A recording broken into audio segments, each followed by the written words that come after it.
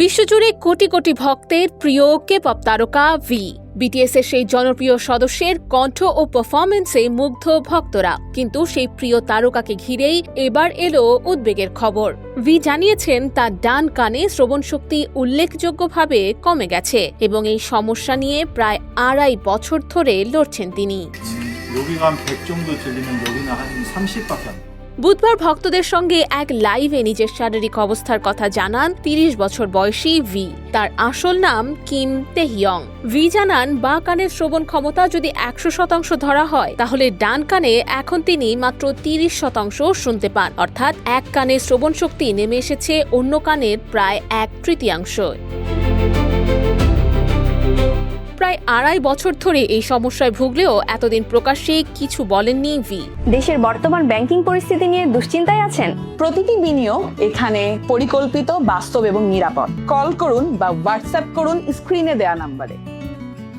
শুরুতে বিষয়টিকে গুরুত্ব দেননি, পরে সমস্যা বাড়তে থাকায় চিকিৎসা শুরু করেন। বর্তমানে নিয়মিত ওষুধ খাওয়ার পাশাপাশি হাসপাতালে গিয়ে চিকিৎসা নিচ্ছেন এই তারকা।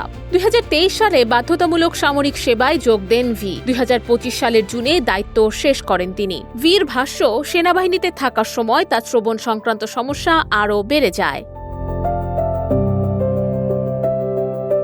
দীর্ঘ বিরতির পর এবার আবার 7 সদস্যকে একসঙ্গে দেখা যাচ্ছে মঞ্চে। এপ্রিলে দক্ষিণ কোরিয়া থেকে শুরু হয়েছে বিটিএস এর আরিরাং ওয়ার্ল্ড ট্যুর। বহু বছর পর 7 সদস্যের এই পুনর্মিলন বিশ্বজুড়ে ভক্তদের মধ্যে তৈরি করেছে ব্যাপক উন্মাদনা। কিন্তু সফরের মাঝেই শারীরিক সমস্যার কথা জানিয়েছেন আর এক সদস্য জাংকুকও। তিনি জানান কনসার্ট চলাকালে তার সিনে চোট লেগেছে এবং সতর্ক না হলে সেটি স্ট্রেস ফ্র্যাকচারে রূপ নিতে পারে। বিশ্বের অন্যতম জনপ্রিয় ব্যান্ড বিটিএস এর সদস্যদের প্রতিটি মুহূর্তই যেখানে কোটি ভক্তের নজরে, সেখানে ভির এই শারীরিক সমস্যার খবর স্বাভাবিকভাবেই উদ্বেগ তৈরি করেছে।